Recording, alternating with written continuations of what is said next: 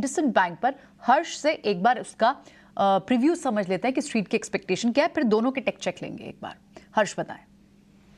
जी हाँ, इंडसइंड बैंक का Q2 FY24 के नंबर्स जब ओवरऑल देखने जाए तो ऑपरेशनल अपडेट ऑलरेडी डिस्क्लोज हो चुका है।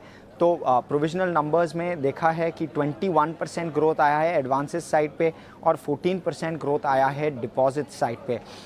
जब एडवांसेस का सिक्वेंशियल ग्रोथ देखें तो 5% क्वार्टर ऑन क्वार्टर ग्रोथ दिखा है और डिपॉजिट्स में भी एक 4% ग्रोथ दिखा है क्वार्टर ऑन क्वार्टर। तो डिपॉजिट ग्रोथ का कैसा स्टांस होगा गोइंग फॉरवर्ड, क्या एक्सपेक्टेशंस है मैनेजमेंट के और क्या गाइडेंस देते हैं, उस पे स्ट्रीट की नज़र रहेगी।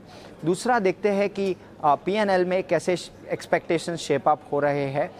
Net interest income around 5,000 crore के आसपास, जस्ट अबव 5,000 करोड़ का एक्सपेक्टेशन है नेट इंटरेस्ट इनकम का, जो कि एक अराउंड 16% ग्रोथ है year over year. Operating profit भी एक्सपैंड होगा, 10% प्लस ग्रोथ ऑपरेटिंग प्रॉफिट में देखा जाए तो अराउंड 4,000 ऑड करोड़ का ऑपरेटिंग प्रॉफिट एक्सपेक्टेड है। जब प्रोविजंस नंबर को देखें तो largely flat sequentially provisions expected है 1,000 करोड़ के आसपास, जो कि एक 1% अपटिक है सिक्वेंशियली।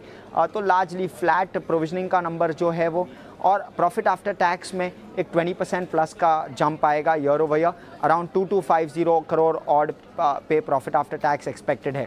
मार्जिन्स पे नज़र रहेगी, मार्जिन्स एक्सपेक्टेड फ्लैट है, पर ऑफ कोर्स देखना पड़ेगा कि मार्जिन्स कैसे शेप अप होते हैं और आगे की मार्जिन गाइडेंस भी क्या है।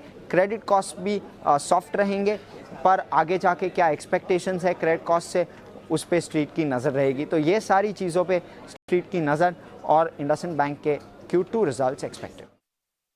निम्स पे नज़र रखनी होगी। NII और निम्स ये तो मेजर कंट्रीब्यूटर होते हैं, ट्रिगर पॉइंट, ये मेजर कंपोनेंट्स होते हैं जो बैंक्स के लिए देखना है। प्रोविजनिंग आपने बताया कि शायद फ्लैट रह सकती है। शुक्रिया हर्ष, ये प्रीव्यू स्ट्रीट की एक्सपेक्टेशन हमें समझाने के लिए। एक बार अब पॉसिबल ट्रेड समझते हैं कि होम फर्स्ट फाइनेंस और इंडसइंड बैंक दोनों के हमने आपको रीजंस, एक में खबर है और एक में अर्निंग से पहले का एक ट्रिगर है। कहाँ पर ज़्यादा बड़ी अच्छी स्ट्रेंथ दिखती है, जहाँ पर एक पोजीशन ली जा सकती है? ध्वनि बताएंगे हमें। ध्वनि, एक बार दोनों चार्ट चेक करके बताएं, दोनों के रीज़न, दोनों के हमने आपको रीजंस और ट्रिगर्स पॉइंट्स भी बताएं। कहाँ पर इस वक्त एक ट्रेड लेंगे अगर आपको लेना होगा तो?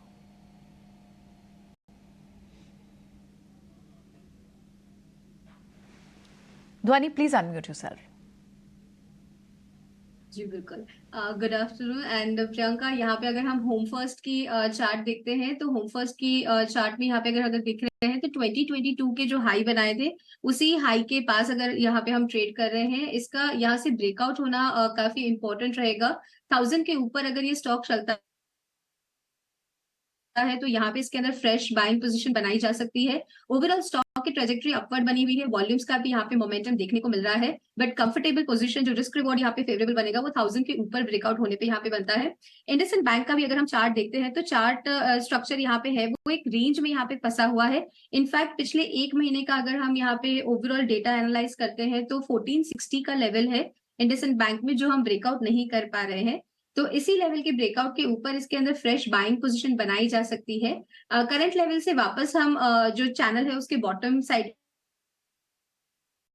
पे शिफ्ट कर रहे हैं। नीचे की तरफ का जो जोन बनता है तो यहाँ पे 1390 का यहाँ पे जोन बनता है जहाँ पे स्टॉक को वापस सपोर्ट लेना चाहिए। तो दोनों ही स्टॉक में अभी फिलहाल मेरी अवॉइड की सलाह रहेगी। जो लेवल स्पेसिफिक है उसमें इसमें ध्यान रखा जाए। बाकी ट्रेड यहाँ पे